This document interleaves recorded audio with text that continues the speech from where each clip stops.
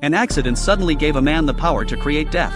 Anyone who got near him would die instantly. Even birds and animals were no exception. That day the man woke from a coma. He dragged his exhausted body for a long time. He wanted to catch a passing car to get home, but the car, driving normally, suddenly lost control and swerved off the road. It almost hurt the man. The man rushed to check what happened. The driver had white eyes and wasn't breathing. Before the man could react, a fallen crow caught his attention. It died the same way as the driver. He felt somewhat terrified. The man quickly left the area. When he entered a restaurant, what he saw shocked him. Several bodies were lying in the restaurant. They died the same way as the driver before. The man hadn't recovered from the shock. When a driving motorist suddenly died for no reason, the man thought there might be some virus in the air. So he tore off his shirt to cover his nose and mouth. When he was ready to go home, he realized he couldn't remember where home was. He even forgot who he was. He found his information on the ID he carried, and went home following the address on it. Once home, he immediately sealed all doors and windows, making sure no toxic gas could get in. After doing everything, he kindly warned his neighbor outside to leave.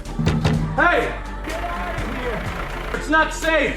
But the neighbor thought Jack was calling him over, so he walked toward Jack's direction. He quickly collapsed.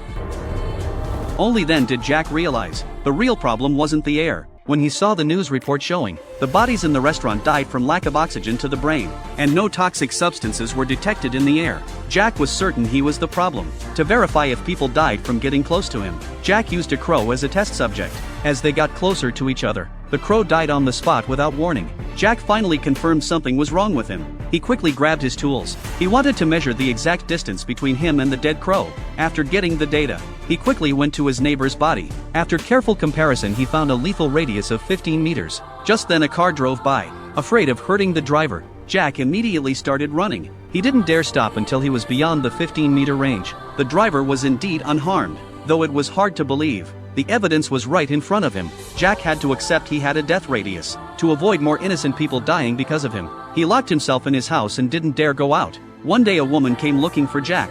Even though Jack desperately tried to make her leave, the woman wouldn't listen. She knocked directly on Jack's door. The woman didn't die. The woman seemed to know Jack. Her name was Amy. She was with Jack when the accident happened. She also lost her memory, so she didn't know where to go. Amy thought the driver might know her, so she came here.